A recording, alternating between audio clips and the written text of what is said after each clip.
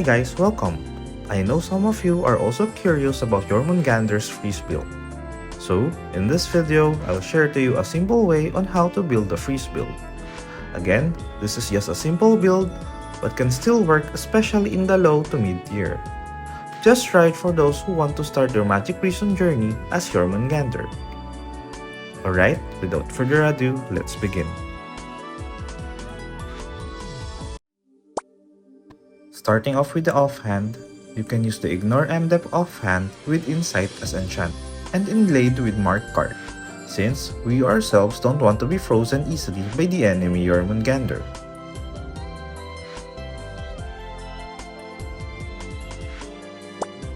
For armor, the best in slot is still the Elemental Damage armor with max Elemental Damage random attribute. Try to get Freeze and Petrify resist for enchant. And as for the card, you can use Garmstar, since if the enemy is not immune to freeze, Frost Nova can easily freeze them, even Jormungandr in snake form. If you have the budget, you can also deposit another Garmstar for additional damage to frozen targets. For Garment, you can use the skill damage Garment since we will be relying more on Earth skill procs. For Enchant, get Arcane 4, and for the card, you can use Devil's Squid as the cheapest and one of the effective cards. For shoes, you can use either the magic damage or M-Pen shoes. Also, get Arcane 4 for the enchant. And as for the card, just use whatever best you have.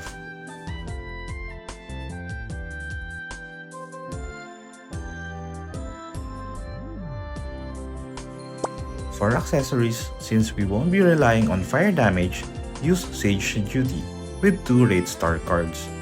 The Rate Star cards will help you inflict freeze easier to your targets. Also aim to get anti-mage enchants. For weapon, you need to have 2. One is the Jormungandr's exclusive book, and the other is the Frost book.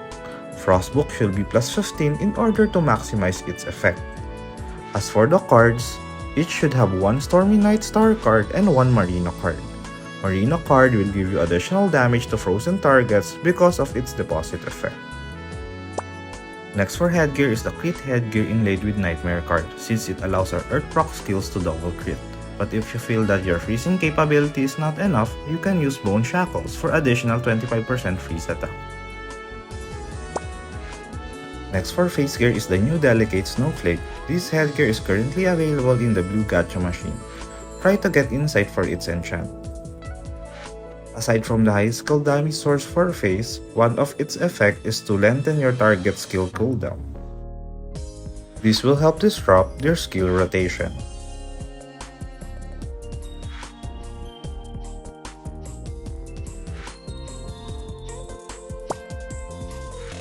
For mouth, you can use Honey Bunny or any other skill damage mouth. As for enchant, try to get Max Luck, since it will help you increase your skill crit damage, at the same time help you in allocating stats.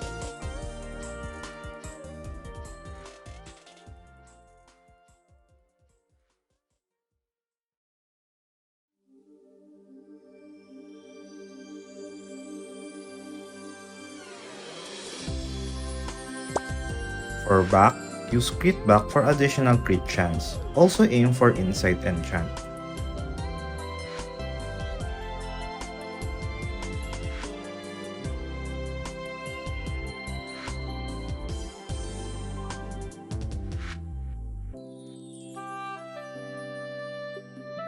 And lastly, for tail, the bread and butter of this build, pouring ice cubes.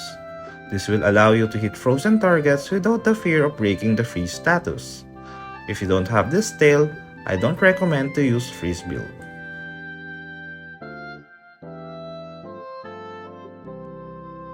As for enchant, try to get Arcane enchant. If you cannot get it, at least try to get Max Luck.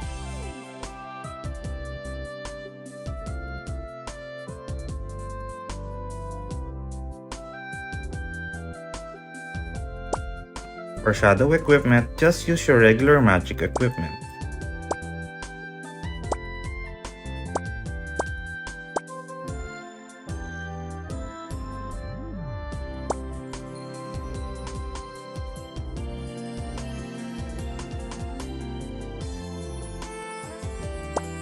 For Oracle Mirror, you can choose from M-Pen Stick, Magic Attack Notebook, or Demi-Human Bow.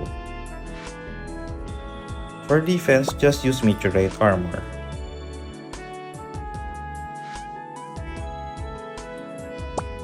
And lastly, for Relic, if you don't have True Sight or HP Block, at least try to aim for Anti-Strip Relic. Or if you don't have, at least have Lord of Bane.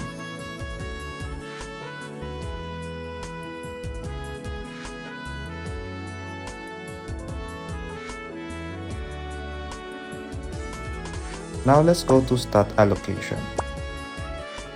As you can see, I only have the bare minimum agi, just enough to reach 480 attack speed. Then, I pump my luck to the most that I can have, that is still divisible by 6. And the rest I put to int. Now, I'll scroll down for you to see my complete stats.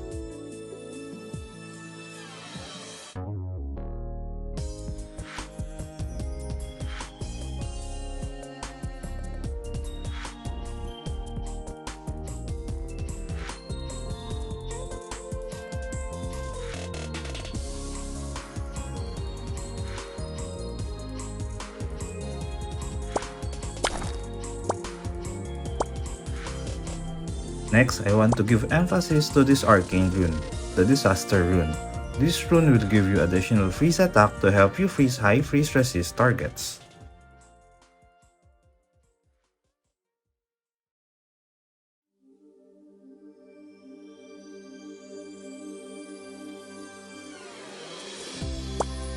As for my skill setup and MP League skill, it's the same setup as my video before this, so you can also check that out. You can also check how I set up my item slot. Now, I'll show you how to play this build. Make sure you are using the exclusive weapon before transforming, so you can still gain the full snake duration. A serpent remain under your target so they will receive the minus 50% CC resist debuff. Transform, then step on your serpent domain so you can get echo stacks and additional 30% CC attack buff.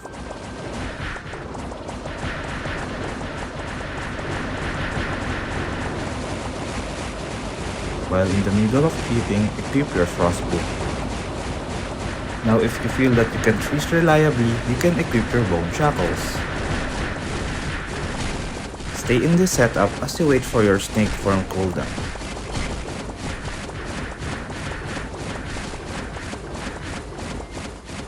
Make sure to cast your serpent domain regularly.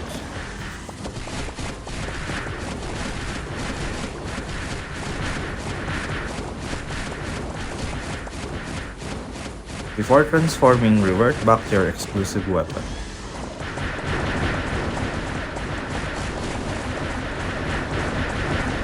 Then repeat the cycle. You can also try to cast Venom Erosion from time to time.